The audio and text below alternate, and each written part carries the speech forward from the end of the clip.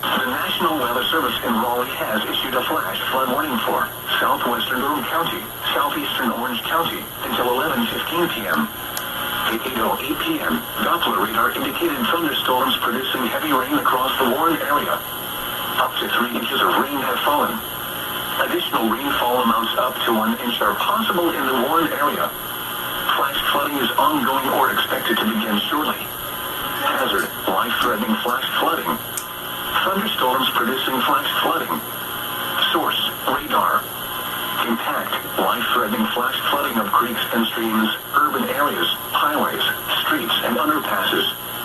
Some locations that will experience flash flooding include Durham, Chapel Hill, Carrboro, and Jordan Lake. Turn around, don't drown when encountering flooded roads. Most flood deaths occur in vehicles.